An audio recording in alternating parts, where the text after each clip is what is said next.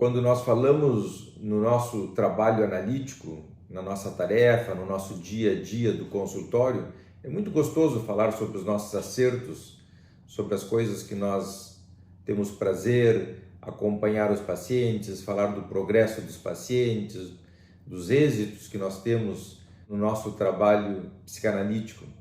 O difícil é falar e examinar os nossos erros, as nossas complicações, os entraves, as dificuldades que nós temos no exercício da nossa profissão. Muitas vezes se instala na relação com o paciente uma dificuldade enorme, não conseguimos entender, nos afastamos dos conteúdos, temos uma enorme dificuldade para nos conectarmos com aquilo que o paciente está dizendo e permitir que aquilo faça eco dentro de nós e nós resgatarmos em algum momento para formular a interpretação, pensamos, examinamos aquele conteúdo de diversas maneiras e não tem forma de encontrarmos um plano de clivagem para devolver para o paciente de forma interpretativa, racional e lógica para que ele possa nos entender, e nem sequer um pedaço, é como se nós não encontrássemos o fio da meada, como se o novelo tivesse tão enredado, e eu estou usando essa metáfora com relação à cabeça do paciente, ou inconsciente, associação livre do paciente, de tal forma que nós não conseguimos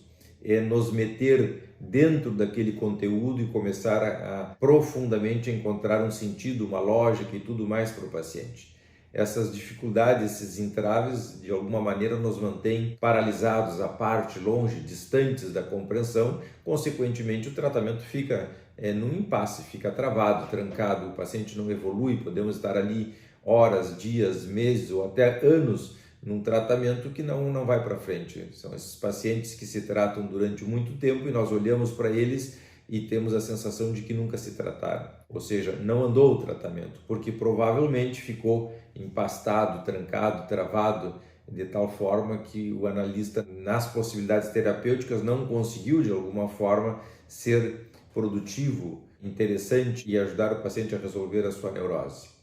Isso se dá fundamentalmente por identificação projetiva, ou seja, o paciente inocula muitas vezes no analista determinados conteúdos que fazem com que o analista perca a capacidade interpretativa, científica e tudo mais. É uma maneira que tem o paciente, a nível totalmente inconsciente, seu mecanismo de defesa, de fazer com que o analista não exerça a sua profissão. Quando ele fica submetido a esses conteúdos entregues de alguma forma e consequentemente paralisado, ele perde a capacidade inclusive intelectual, ele não consegue se resgatar, muitas vezes até ele não enxerga isso. É preciso que o analista esteja ligado, atento, esteja de alguma maneira tentando o tempo todo desvendar esses conteúdos para que ele possa então voltar a ter uma atitude mais participativa, mais profunda dentro da sessão. É uma luta que o analista tem que exercer ali no cotidiano. São pacientes que habitualmente dão um cansaço enorme, o analista termina destruído, muitas vezes com a cabeça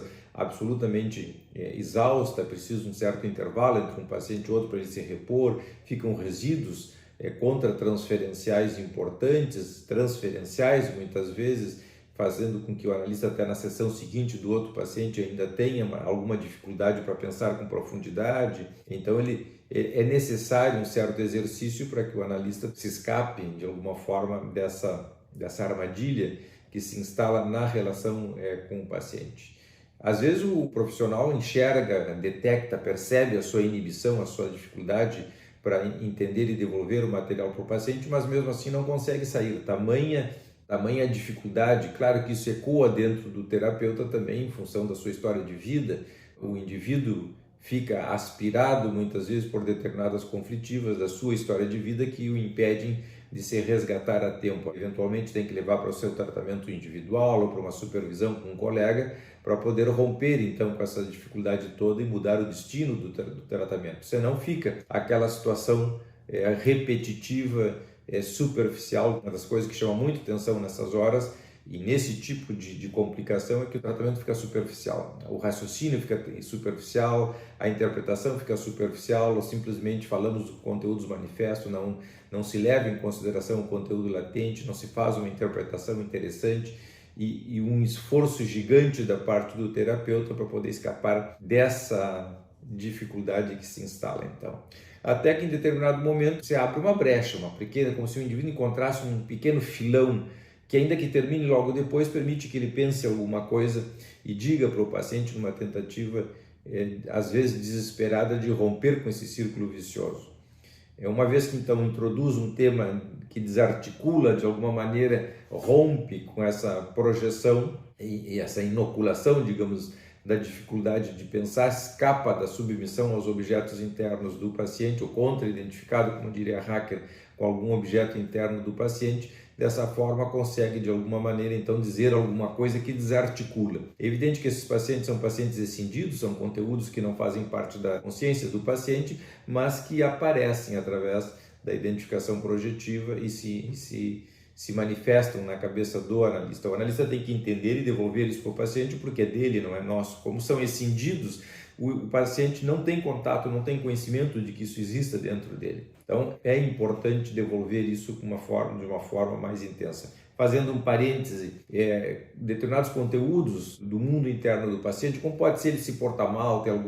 algum pensamento sádico, alguma atitude perversa com seus objetos amorosos e às vezes até na própria relação com o terapeuta, embora o paciente não seja uma pessoa fundamentalmente má, em determinados momentos é muito importante mostrar esse lado, digamos assim, esses aspectos do mundo interno do paciente. Se o analista se inibe, se o analista fica achando que não deve, se o analista prefere olhar os aspectos positivos e não os negativos, se nós pensarmos cientificamente que a pulsão ela é sempre mista, ou seja, tem componentes de vida, mas tem componentes de morte, pensando na pulsão de morte e de vida, às vezes há um predomínio dos aspectos positivos de vida, outras vezes há um predomínio dos aspectos de morte ou negativos. Dessa maneira, um está ao serviço do outro. Se nós pensarmos em termos de organização perverso polimorfa e organização genital lá, da teoria do Jamil Abuchain, por exemplo, na Argentina, quando há o predomínio dos aspectos mais tanáticos, na organização perverso polimorfa, a pulsão de vida fica ao serviço da de morte. E vice-versa, quando há um predomínio dos aspectos mais vitais, há um predomínio então dos aspectos mais genitais, há um resultado mais integrador ou integrativo na vida do paciente. É muito importante interpretar e mostrar para o paciente esses aspectos. Só que nessas horas, quando esse tipo de coisa se instala na relação com o terapeuta fica inibido de mostrar a maldade do mundo interno do paciente. Todos nós temos aspectos bons e ruins, todos nós temos coisas complicadas, e é importante que o analista assinale isso em determinado momento. O fato de falar, de mostrar determinado conteúdo mais destrutivo de um paciente, embora ele não seja uma pessoa essencialmente destrutiva, faz parte da cura, faz parte da melhora. É muito importante que alguém nos diga: está se te portando mal com teu filho, com a tua mulher. Dito assim de forma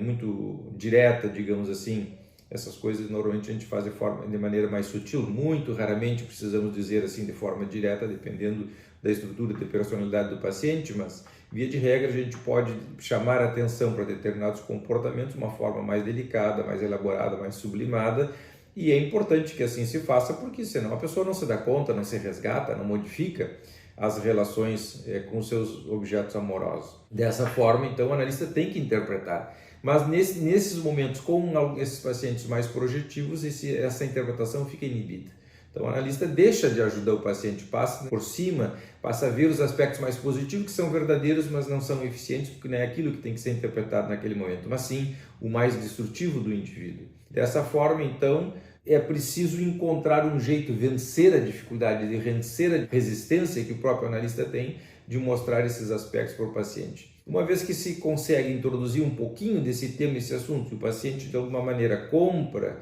essa ideia e associa livremente, então aí nós rompemos com essa inércia toda e estabelecemos um destino diferente para aquele que estava do impasse inicial que estava introduzido ali na relação paciente-analista. Mas se o paciente é silencioso, fala pouco, não associa nada, nós voltamos outra vez a permanecer naquele impasse por mais tempo, até que em determinado momento, novamente, com muito esforço, muito pensamento, muita criatividade, nós encontramos um filão e dizemos algo e trazemos o paciente para a relação e podemos então devolver aquelas questões todas escindidas que estavam delegadas para nós e que não são nossas, são do paciente, e dessa maneira então colocamos ele no jogo analítico outra vez, devolvemos para ele, fazemos ele responsável por aqueles conteúdos que aparentemente ele não tinha consciência, ou não tinha consciência diretamente, mas aparentemente delegava para nós, e dessa maneira então nós fazemos com que o indivíduo se comprometa consigo mesmo, com seu mundo interno, com a sua psicologia profunda e assim por diante. essa estratégia de associar livremente, às vezes pensar em voz alta sobre determinados pensamentos, a nossa própria dificuldade de poder entender o paciente, interpretar o paciente, que seria algo próximo de uma confissão contratransferencial, embora cientificamente se critique, muitos autores todos em geral criticam e não aconselham as confissões contratransferenciais, mas nessa hora, nesse momento, pequenas confissões que não revelem conteúdos da vida íntima do analista é muito importante, porque tecnicamente permite de repente nós incluirmos o paciente no nosso pensamento e dessa maneira, através daquilo que nós vamos dizendo para ele sobre o que é dele, mas somos nós que pensamos, porque ele não pode pensar, tamanha a excisão é um mecanismo de defesa que separa da consciência determinados conteúdos, o indivíduo fica como uma colmeia de abelha cheia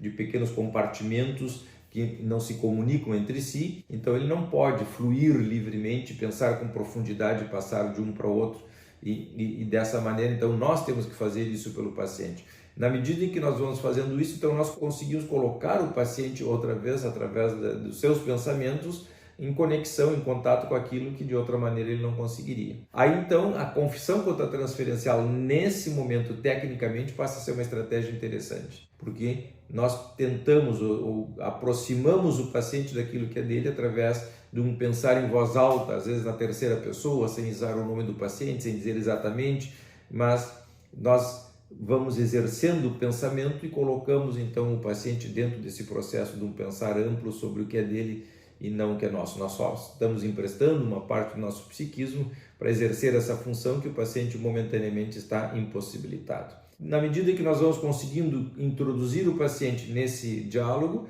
nós vamos reestabelecendo uma nova ordem dentro dele, vamos nos retirando, digamos assim, ficamos mais na escuta e deixamos que o paciente associe livremente e vai então aí sim nos oferecendo elementos para pensarmos com mais profundidade, corroborarmos, corrigirmos, retificarmos as nossas interpretações, a nossa estratégia interpretativa. Isso faz então com que o tratamento retome ou assuma uma nova ordem, um novo destino e o paciente possa se organizar psiquicamente de uma maneira diferente. Bom, esse é um vídeo bastante técnico, bem mais complicado, e nós vamos sofisticando por momentos nosso trabalho, e as pessoas que estão em casa de repente pode até ter uma certa dificuldade de nos acompanhar. Entretanto, é muito importante, os vídeos anteriores também servem de base, é muito importante que se leve em consideração isso, porque é uma das formas que se tem, às vezes até uma das poucas maneiras que se tem de escapar da impossibilidade de pensar em voz alta dentro de um consultório, dentro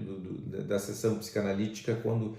o sujeito fica atrapado, fica preso, fica refém de alguns conteúdos do psiquismo do paciente e dessa maneira perde a capacidade de pensar amplo, pensar profundo sobre os conteúdos do paciente. Bom, espero que vocês tenham gostado do vídeo e até o próximo. Um abraço.